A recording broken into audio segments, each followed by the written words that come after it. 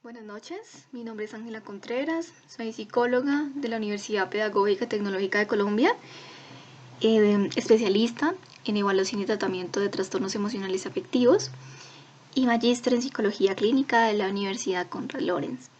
Vamos a proseguir con nuestro diplomado en psicología clínica. El día de hoy vamos a ver el trastorno obsesivo compulsivo, trastornos por traumas y estrés y trastornos alimentarios. Dentro del trastorno obsesivo compulsivo podemos encontrar estos criterios diagnósticos, ¿sí? Tiene que haber la presencia de obsesiones o compulsiones o ambas, ¿sí? Entre las obsesiones tenemos pensamientos, impulsos o imágenes recurrentes en algún momento durante el trastorno. El sujeto intenta ignorar o suprimir los pensamientos por otros pensamientos o actos. En las compulsiones, los comportamientos como lavarse las manos, ordenar o actos mentales de rezar, cortar, repetir palabras en silencio o repetitivos como respuestas a una obsesión.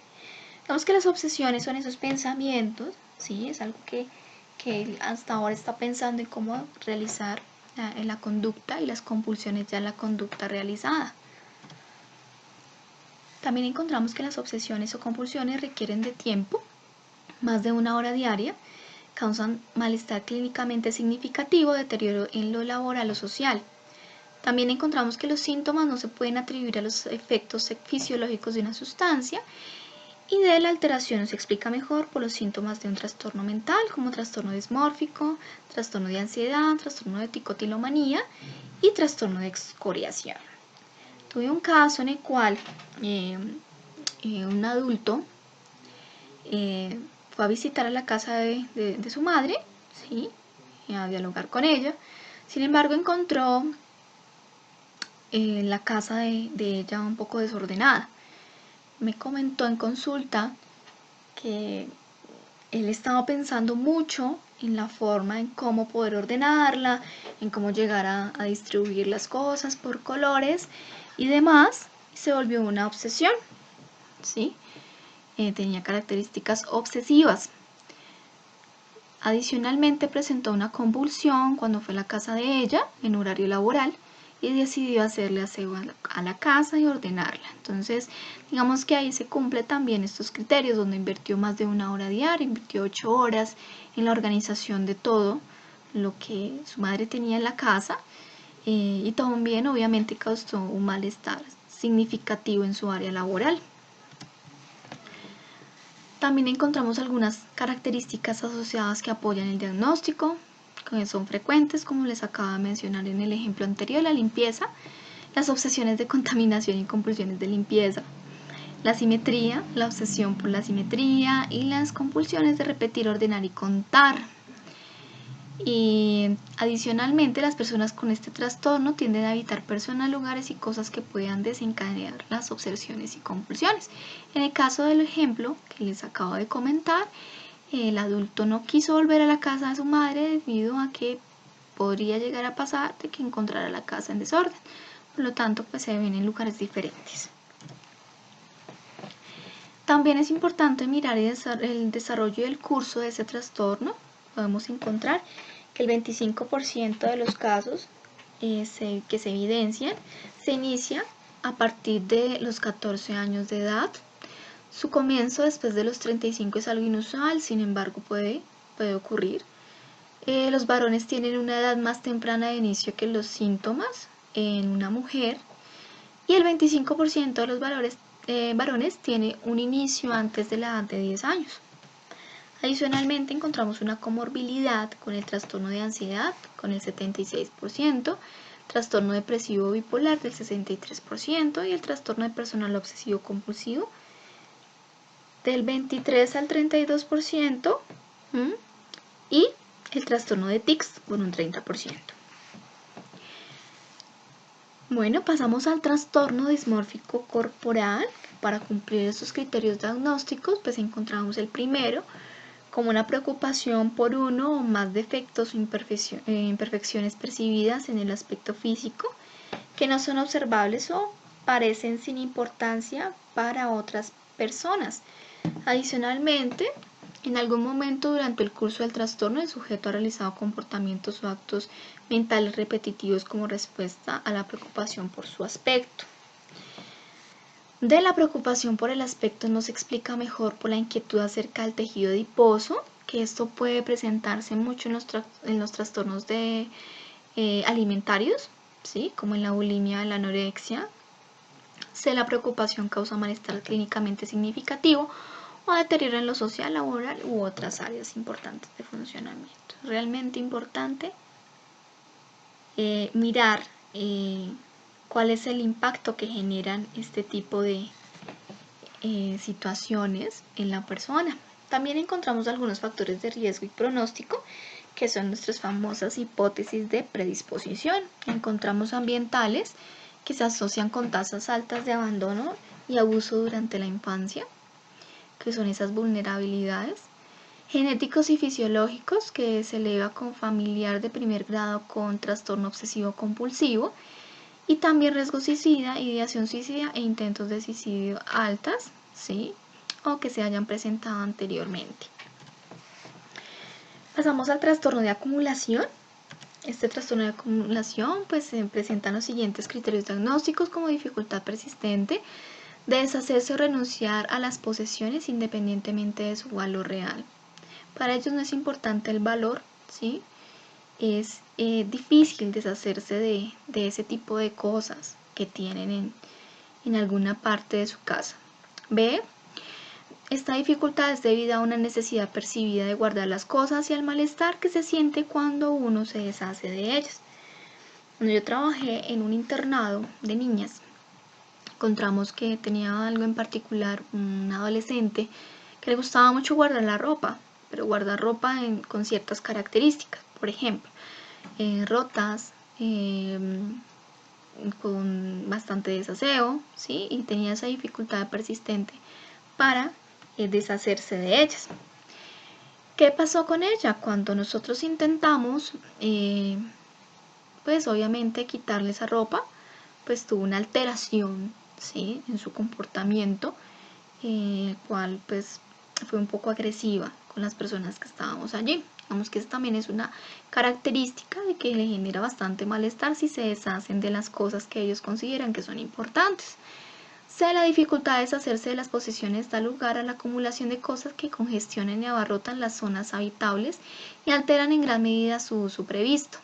Si las zonas habitables están despejadas, solo es debido a la intervención de terceros, miembros de la familia, personal de limpieza o autoridades.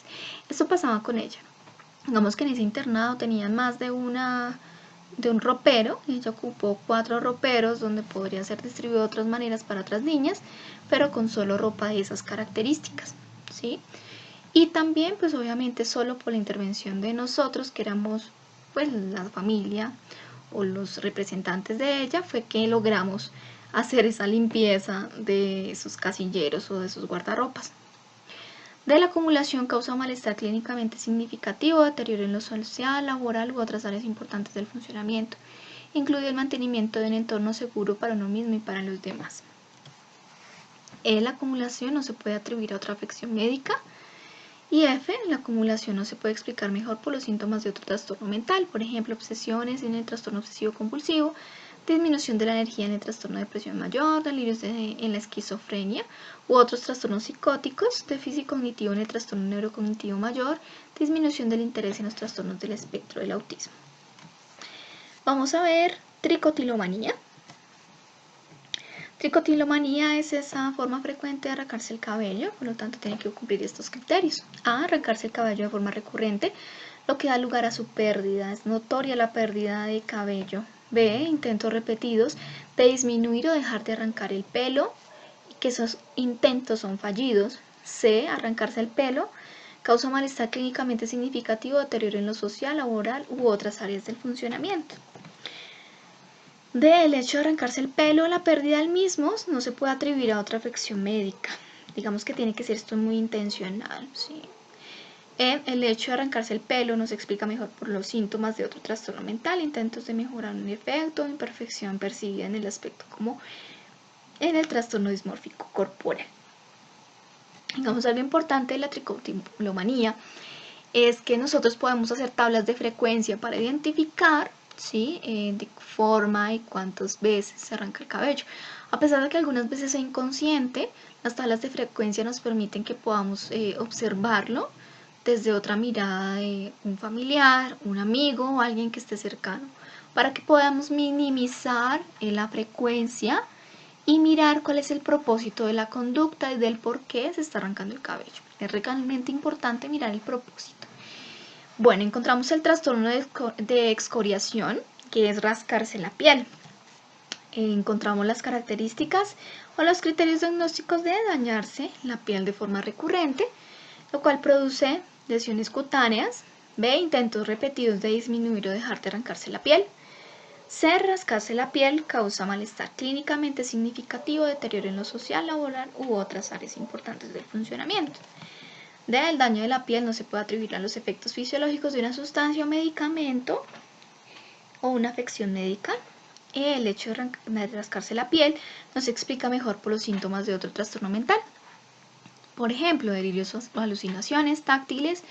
En un trastorno psicótico, intentos de mejorar un defecto o imperfección percibida en el aspecto como el trastorno dismórfico corporal. Estereotípicas, como el trastorno de movimientos estereotipados o el intento de dañarse a uno mismo en una autolesión no suicida. He tenido el caso de un niño de 12 años que cada vez que se le llamaba la atención o se le orientaba la conducta comenzaba a rascarse la piel. Digamos que esto fue realmente patológico o podría ser un trastorno debido a la frecuencia que se realizaba. Tanto así que le llegó a afectar sus áreas de ajuste debido a que él se rascaba la piel del rostro. Por lo tanto, pues empezó a dejar de ir a estudiar precisamente pues las erupciones que estaban pues saliendo en su rostro. Entonces teníamos que buscar la fuente, ¿sí?, de lo que estaba generando que tuviera este trastorno y pues ayudarlo a mejorar la forma en que estaba reaccionando ante las circunstancias, llamados de atención y orientaciones de las personas que estaban a su alrededor. También existen otros trastornos como el obsesivo compulsivo y trastornos relacionados inducidos por sustancias y medicamentos. Trastorno obsesivo compulsivo y trastornos relacionados debido a otra afección médica. Trastorno obsesivo compulsivo y trastornos relacionados especificados y trastorno obsesivo compulsivo y trastornos relacionados no especificados. Vamos a ver los trastornos relacionados con traumas y factores de estrés.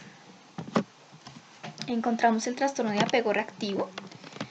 Entre los criterios se encuentra el patrón constante de comportamiento inhibido, emocionalmente retraído hacia los cuidadores adultos, que se manifiesta por las dos características siguientes.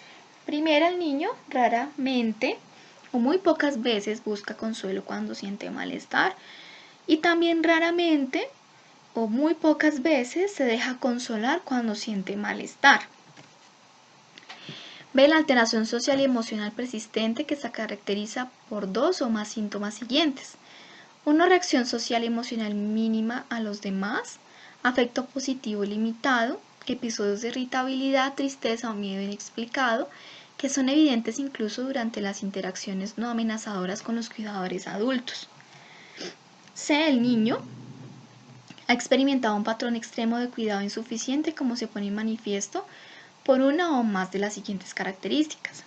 Por ejemplo, la negligencia o carencia social que se manifiesta por la falta persistente de tener cubiertas las necesidades emocionales básicas para disponer de bienestar, estímulo y afecto por parte de los cuidadores adultos. 2. Cambios repetidos de los cuidadores primarios que reducen la oportunidad de elaborar un apego estable, como cambios frecuentes de la custodia. 3. Educación en contextos no habituales que reduce en gran manera la oportunidad de establecer un apego seguro. Por ejemplo, en instituciones con número elevado de niños por cuidador. Este tipo de trastorno es muy común. Es muy común, sobre todo en los niños de instituciones, ¿sí? ¿Por qué? Por esos cambios frecuentes de cuidador, porque desde muy temprana edad no han podido solventarse esas necesidades emocionales básicas, donde pueda tener un lugar donde se sienta acogido, donde se sienta cuidado, donde se sienta querido. Y también es muy probable que también se pueda realizar este tipo de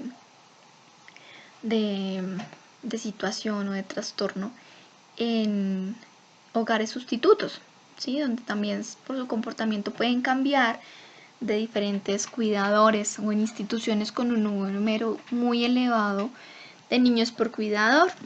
Tuve un caso en el que un niño de muy corta edad había tenido un historial de vulneración de derechos bastante fuerte, violación, abuso psicológico, violencia. También fue instrumentalizado para la venta de sustancias ilícitas. Pues el niño tenía estas características donde no se apegaba con facilidad a ninguna autoridad o ningún referente afectivo de la institución donde se encontraba. Comúnmente también tenía unas características de que cuando presentaba ese tipo de situaciones emocionales que podían llegar a manifestarse para pedir ayuda a un cuidador, no lo hacía. Entonces lo que él hacía era autoagredirse, ¿sí? O llorar de forma desesperada, sin consuelo. Este niño realmente cumplía las características para este trastorno. ¿Listo? Se supone que el factor cuidado del criterio C es el responsable de la alteración del comportamiento del criterio A. Por ejemplo, las alteraciones del criterio A comienzan cuando falta el cuidado adecuado del criterio C. No se cumplen los criterios para el trastorno del espectro del autismo porque es totalmente diferente debido a que el autismo, una de las características es que los niños son poco flexibles y no les gustan los cambios, ¿sí? F, el trastorno es evidente antes de los 5 años. Y G, el niño tiene una edad de desarrollo de al menos 9 meses. Trastorno de relación social desinhibida. Este tipo de trastorno se presenta por las siguientes características, que es el patrón de comportamiento en el que un niño se aproxima e interacciona o interactúa activamente con los adultos extraños y presenta dos o más de las características siguientes. Primero, una reducción o ausencia de reticencia para aproximarse e interaccionar con adultos extraños, entonces no le evitan, sino piensan que son cercanos. 2, comportamiento verbal o físico demasiado familiar, que no concuerda con lo aceptado culturalmente con los límites sociales apropiados a la edad. 3, recurre poco o nada al cuidador adulto después de una salida arriesgada, incluso en contextos extraños. 4, disposición a irse con un adulto extraño con poca o ninguna vacilación. Adicionalmente, encontramos que los comportamientos del criterio A no se limitan a la impulsividad como el trastorno por déficit de atención con hiperactividad, pero incluyen un comportamiento socialmente desinhibido. C, el niño ha experimentado un patrón extremo de cuidado insuficiente, como se pone en manifiesto por una o más de las siguientes características. He tenido la oportunidad de conocer niños que tienen este trastorno, donde la gran mayoría presentan un trastorno cognitivo leve o moderado, donde ellos no miden las consecuencias de sus actos y tampoco pues no presentan como esa capacidad de generar conciencia pues del riesgo que pueden llegar a establecer por hablar con una persona desconocida. Entre esos síntomas encontramos negligencia o carencia social que se manifiesta por la falta persistente en tener cubiertas las necesidades emocionales básicas para disponer de bienestar, estímulo y afecto por parte de los cuidadores adultos. 2, cambios repetidos de los cuidadores primarios que reducen la oportunidad de elaborar un apego estable. Eso pasa mucho también con niños que están institucionalizados. 3, educación en contextos no habituales que reducen en gran manera la oportunidad de establecer un apego selectivo. Instituciones con un número elevado de niños por cuidar, que estábamos hablando también con el anterior trastorno. D, se supone que el factor cuidado del criterio C es el responsable de la alteración del comportamiento del criterio A. Por ejemplo, las alteraciones del criterio A comienzan tras el cuidado patógeno del criterio C. El niño tiene que tener una edad de desarrollo de al menos 9 meses, como lo vimos también en el trastorno anterior. Y este trastorno ha estado presente durante más de 12 meses. Tiene que ser persistente y haber durado este tipo de meses. También encontramos el trastorno de estrés postraumático, en este trastorno encontramos algunos criterios diagnósticos como la exposición a la muerte, lesión grave o violencia sexual, ya sea real o amenaza, en una de más de las siguientes formas.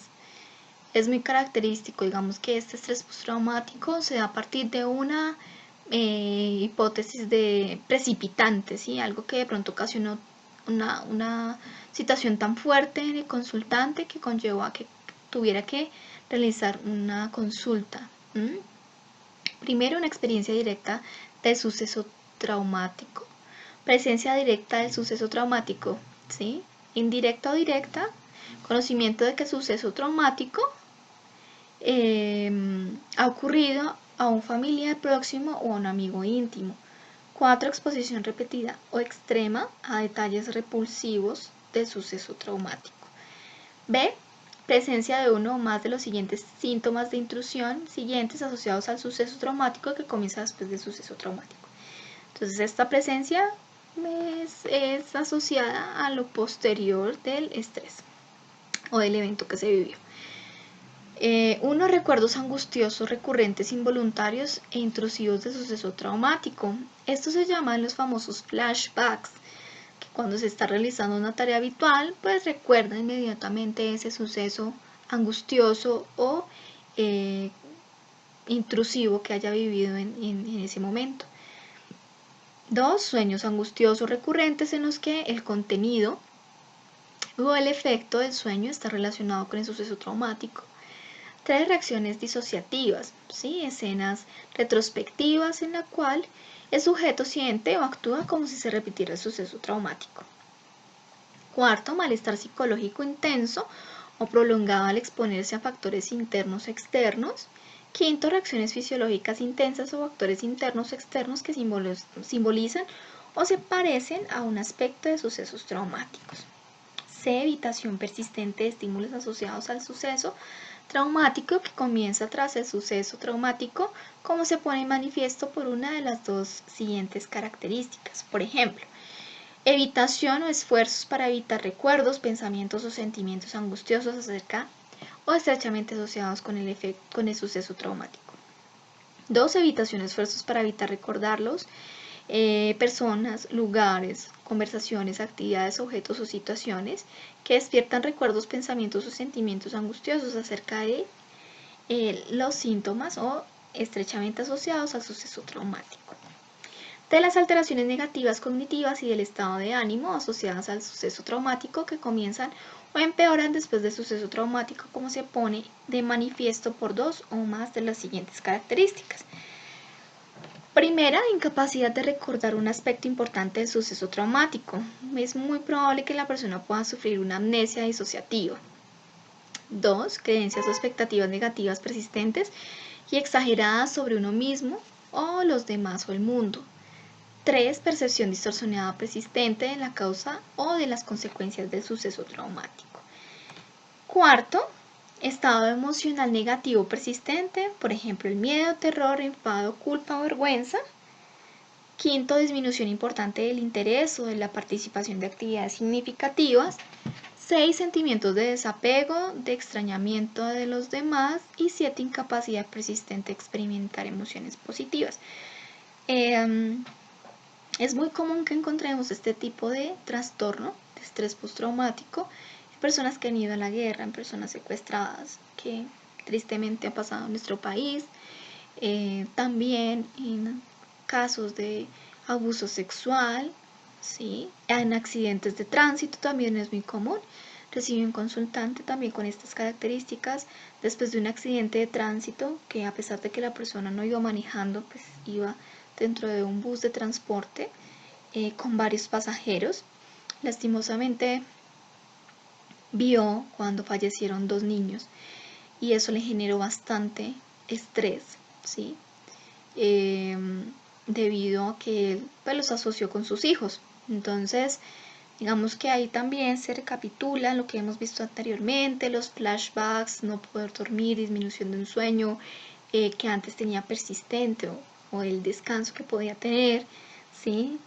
No participaba en esas actividades que le llamaban la atención antes del del accidente, bastante miedo y temor a volver a subir a un bus de transporte público, ¿sí?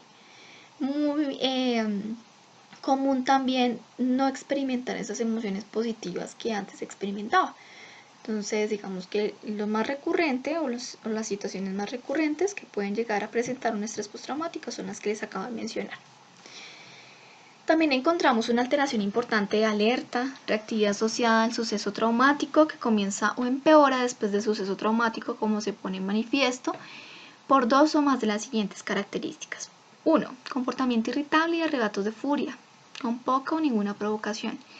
2. Comportamientos imprudentes autodestructivos. 3. Hipervigilancia. 4. Respuesta de sobresalto exagerado. 5. Problemas de concentración. Y 6. Alteración del sueño, dificultad para conciliar o continuar el sueño o sueño inquieto. Les comentaba anteriormente. F. La duración de la alteración del criterio B, C, D y E es superior a un mes. ¿Sí? Tiene que ser superior a un mes porque si no, pues puede ser algo muy normal que puede estar llegando a presentar la persona. Sin embargo, si esta sintomatología persiste, si es ya para cumplir pues el trastorno como tal. G. La alteración causa malestar clínicamente significativo, deterioro en lo social, laboral u otras horas importantes del funcionamiento. En el caso anteriormente mencionado, pues él ya no visitaba a la familia por miedo a desplazarse de un transporte público hacia la ciudad donde ellos vivían. H. La alteración no se puede atribuir a los efectos fisiológicos de una sustancia, por ejemplo, medicamento, alcohol u otra afección médica. Hay algunas consecuencias funcionales del trastorno que es importante que sepamos. Altos niveles de discapacidad social, ocupacional y física, costes económicos considerables y altos niveles de utilización de servicios médicos, y dominios sociales e interpersonales del desarrollo educacionales de salud física y ocupacional. Ya entramos al trastorno de estrés agudo. Entre los criterios diagnósticos encontramos exposición a la muerte, lesión grave o violencia sexual, ya sea real o amenaza, en una o más de las formas siguientes. Primero, experiencia directa del suceso traumático. 2. Presencia directa del suceso ocurrido a otros. 3. Conocimiento de que el suceso traumático ha ocurrido a un familiar próximo o a un amigo íntimo. 4. Exposición repetida o extrema a detalles repulsivos del suceso traumático. B. Presencia de 9 o más de los síntomas siguientes de alguna de las 5 categorías que comienza o empeora después del suceso traumático. Estas son síntomas de intrusión, ¿sí? De que siente que de pronto algo le ingresa a su cuerpo, estado de ánimo negativo, síntomas disociativos, síntomas de evitación y síntomas de alerta. Digamos que esta es la diferenciación con el trastorno anterior. C. La duración del trastorno o los síntomas del criterio B es de 3 días a un mes después de la exposición al trauma. La alteración causa malestar clínicamente significativo, deterioro en lo social, laboral u otras áreas importantes del funcionamiento. Digamos que este estrés agudo es prácticamente uno de los síntomas que puede llegar a desencadenar un estrés postraumático, digamos, con la sintomatología normal que se puede dar a causa de un problema bastante inconveniente para el sujeto, ¿sí? O que le haya generado mucho malestar. La alteración no se puede atribuir a los efectos fisiológicos de una sustancia, medicamento u otra afección médica. Encontramos también el trastorno de adaptación. Dentro de los criterios diagnósticos está el criterio A como un desarrollo de síntomas emocionales o del comportamiento en respuesta a un factor o factores de estrés identificables que se producen en los 3 meses siguientes al inicio del factor de estrés. En el criterio B encontramos síntomas o comportamientos clínicamente significativos como se pone de manifiesto por una o las dos características siguientes. El primero es un malestar intenso desproporcionado a la gravedad e intensidad del factor de estrés, y 2. Deterioro significativo en lo social, laboral u otras áreas importantes del funcionamiento. Criterio C. La alteración relacionada con el estrés no cumple los criterios para un trastorno mental o no es simplemente una exacerbación de un trastorno mental preexistente. Criterio D. Los síntomas no representan el duelo normal. Criterio E. Una vez que el factor de estrés o sus consecuencias han terminado, los síntomas no se mantienen durante más de otros 6 meses. O sea, lo mínimo que se debe persistir para un trastorno de adaptación son 6 meses, pero no puede haber una duración mayor. Otros trastornos relacionados con traumas y factores de estrés especificado. Encontramos también el DSM-5 y trastorno relacionado con traumas y factores de estrés no especificado. Vamos con los trastornos alimentarios y de la ingestión de alimentos. Encontramos el PICA que tiene las siguientes características, que es la ingestión persistente de sustancias no nutritivas y no alimentarias durante un periodo mínimo de un mes, ¿sí? Que sea constante y que no sean saludables. B, la ingestión de sustancias no nutritivas y no alimentarias es inapropiada al grado de desarrollo del individuo. C, el comportamiento alimentario o forma parte de una práctica culturalmente aceptada o socialmente normativa. D, si el comportamiento alimentario se produce en el contexto de otro trastorno mental, por ejemplo una discapacidad intelectual, un trastorno del desarrollo intelectual, trastorno del espectro del autismo o esquizofrenia, o afección médica incluida el embarazo, es suficientemente grave para justificar la atención clínica adicional. Estos trastornos se pueden presentar comorbilidades con otro tipo de trastornos. En trastorno de rumiación encontramos una regurgitación repetida de alimentos durante un periodo mínimo de un mes. Los alimentos regurgitados se pueden volver a masticar o tragar o se escupen, ¿sí? Este tipo de situaciones no se puede atribuir a una afección gastrointestinal asociada a otra afección médica, por ejemplo el reflujo que a veces se presenta, ¿sí? Estenosis pilórica tampoco puede llegar a atribuirse a ese tipo de enfermedades.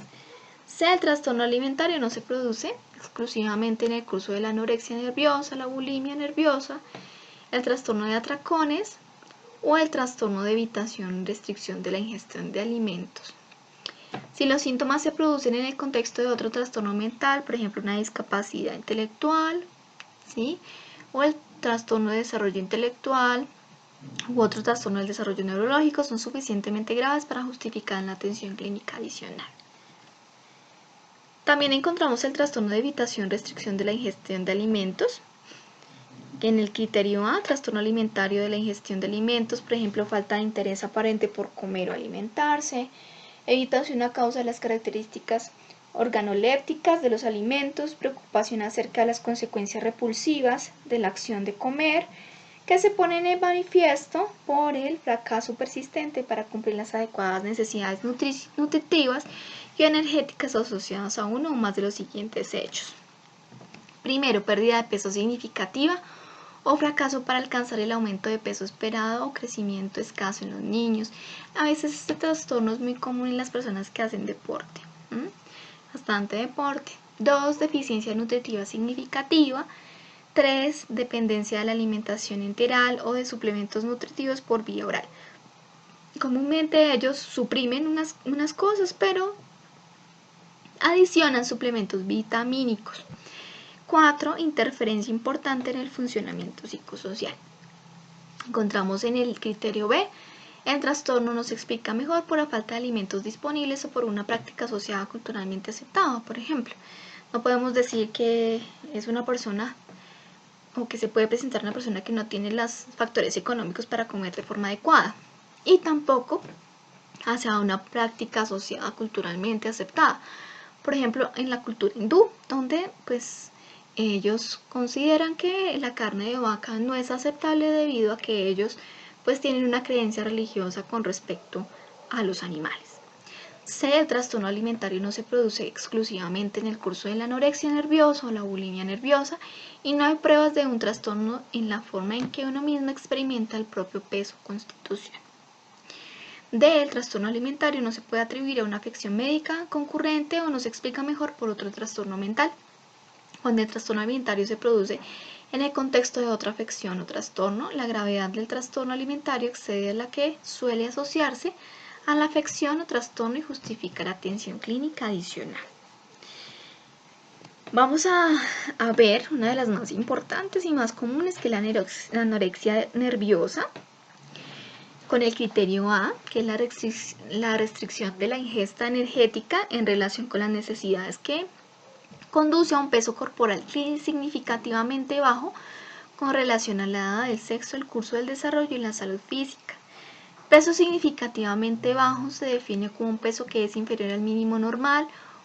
En niños y adolescentes inferior al mínimo esperado. Para eso nosotros necesitamos identificar el índice de masa corporal para la edad de la persona, debido a que hay un mayor riesgo a que pueda sufrir de algunas afecciones físicas. Por lo tanto, también es importante la remisión a psiquiatría, medicina general. Miedo intenso a ganar peso o a engordar o comportamiento persistente que interfiere en el aumento de peso, incluso con un peso significativamente bajo. La alteración en la forma en que uno mismo percibe su propio peso o constitución, influencia impropia del peso o la constitución corporal, en la autoevaluación o falta de persistente de reconocimiento de la gravedad del peso corporal bajo actual. Bueno, es importante que nosotros hagamos una cadena conductual.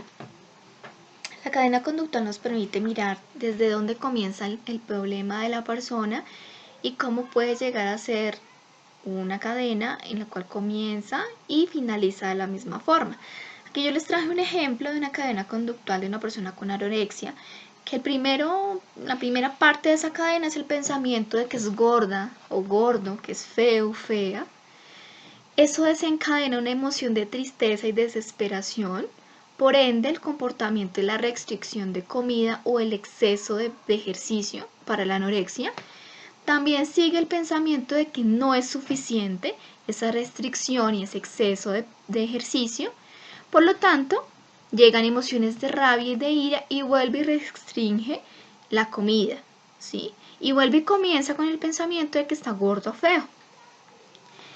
Algo importante que necesitamos saber de la anorexia es que la anorexia comúnmente se denota por el bajo peso de la persona, ¿sí? Por lo tanto, es muy importante diagnosticarla a tiempo para que no pueda desencadenar un riesgo en la salud de la persona. Vamos con la bulimia nerviosa, que son episodios recurrentes de atracones. Un episodio de atracón se caracteriza por los dos hechos siguientes. Una, ingestión en un periodo determinado, por ejemplo, dentro de un periodo cualquiera de 2 horas, de una cantidad de alimentos que claramente es superior a la que la mayoría de las personas ingerirían, en un periodo similar en circunstancias parecidas. 2, sensación de falta de control sobre lo que ingiere durante el episodio.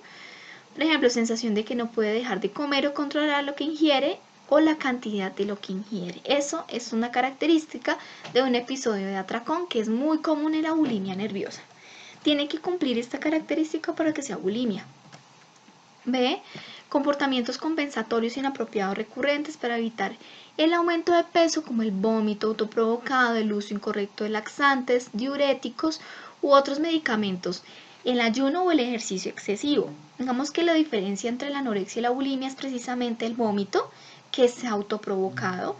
También el uso de laxantes o purgantes, ¿sí?, para bajar de peso. Y adicionalmente se restringe comida y se hace ejercicio excesivo. C. Los atracones y los comportamientos compensatorios inapropiados se producen de promedio al menos una vez a la semana durante 3 meses. Mínimo una vez a la semana. C. Autoevaluación. Esta autoevaluación se ve indebidamente influida por la constitución y el peso corporal. De la alteración no se produce exclusivamente durante los episodios de anorexia nerviosa. Nosotros tenemos que especificar cuál es la gravedad de esta sintomatología. Leve sería un promedio de 1 a 3 episodios compensatorios inapropiados a la semana. Moderado de 4 a 7, grave de 8 a 13 y extremo 14 episodios. ¿Sí? Más o menos un promedio de 3 veces por día, más o menos.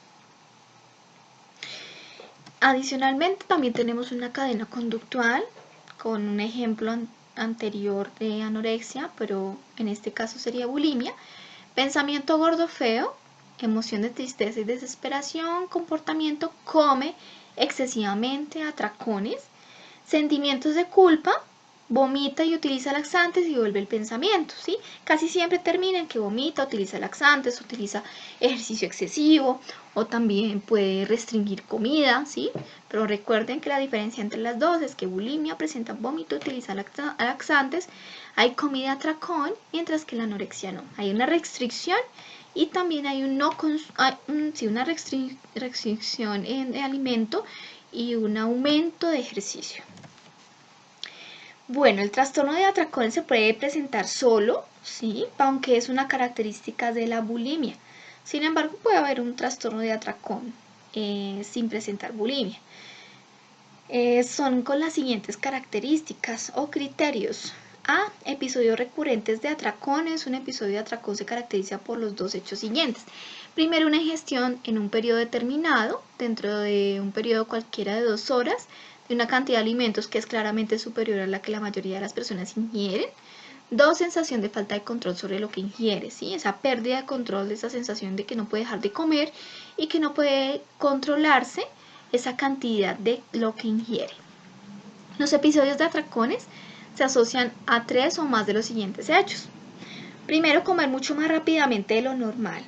2. Comer hasta sentirse desagradablemente lleno. 3. Comer grandes cantidades de alimentos cuando no se siente hambre físicamente. 4. Comer solo debido a la vergüenza que se siente por la cantidad que se ingiere. Y 5. Sentirse luego a disgusto con uno mismo, deprimido o muy avergonzado. Adicionalmente, se evidencia un malestar intenso respecto a los atracones. Los atracones se producen de promedio al menos una vez a la semana durante 3 meses. Y el atracón no se asocia a la presencia recurrente de un comportamiento compensatorio inapropiado como la bulimia nerviosa y no se produce exclusivamente en el curso de la bulimia nerviosa o la anorexia nerviosa. Especificar la gravedad. Si es leve es de 1 a 3 atracones a la semana, moderada de 4 a 7, grave de 8 a 13 y extremo 14 o más. Los atracones ayudan a que la persona pueda generar obesidad.